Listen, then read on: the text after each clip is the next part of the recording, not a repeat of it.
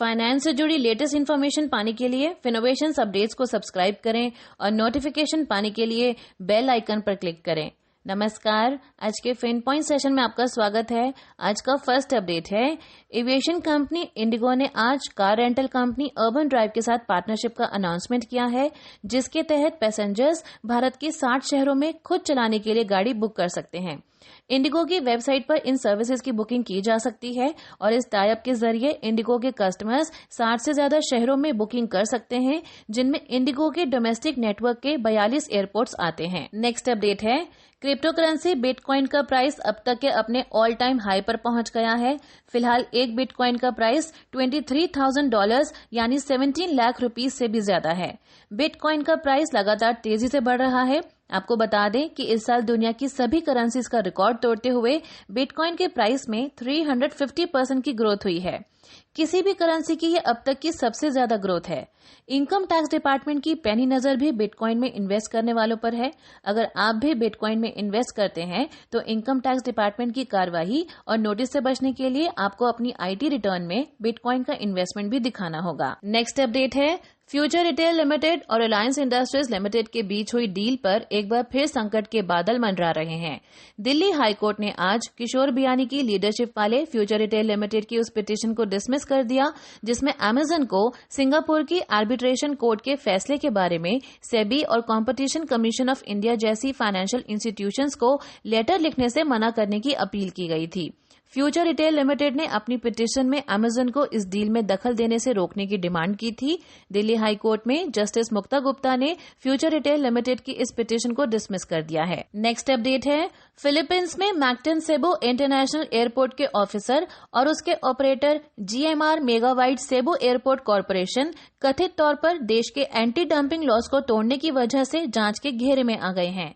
Philippines के national bureau of investigation को एक कंप्लेंट मिलने के बाद उसके द्वारा जारी एक बयान में कहा गया कि उसके एंटी फ्रॉड डिवीजन ने फिलीपींस के 5 सिटीजन्स के अगेंस्ट चार्जशीट फाइल की है, जिसमें एयरपोर्ट के सीनियर ऑफिसर शामिल हैं।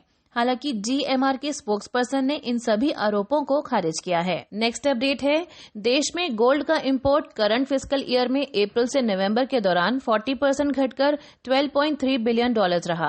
कोरोना वायरस के चलते गोल्ड की डिमांड में कमी आई है और इंपोर्ट घटा है। सोने के इंपोर्ट का असर करंट अकाउंट डेफिसिट पर पड़ता है।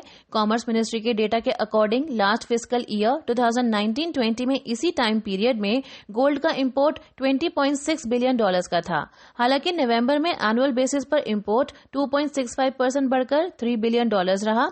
इसके अलावा सिल्वर का इंपोर्ट भी करंट फिस्कल ईयर में अप्रैल से नवंबर के दौरान 65.7% घटकर $752 मिलियन रहा। नेक्स्ट अपडेट है, महिंद्रा एंड महिंद्रा के अकॉर्डिंग वो अगले महीने से अपने ट्रैक्टर्स के प्राइस बढ़ाने जा रही है, जो किसानों के लिए अच्छी खबर नहीं है। रेगुलेटर फाइलिंग में कंपनी ने कहा है कि वो 1 जनवरी से ट्रैक्टर्स के सभी मॉडल्स के प्राइस बढ़ा देगी। कंपनी के अकॉर्डिंग कमोडिटी प्राइस इंक्रीज होने और दूसरे इनपुट कॉस्ट के चलते प्राइस बढ़ाने का फैसला लिया गया है। नेक्स्ट अपडेट है, सॉलिड वेस्ट मैनेजमेंट का काम करने वाली कंपनी एंटनी वेस्ट हैंडलिंग का आईपीओ आज से खुल गया है और ये 23 दिसंबर को बंद होगा। इस आईपीओ का प्राइस बैंड 313 to 315 रुपीज है।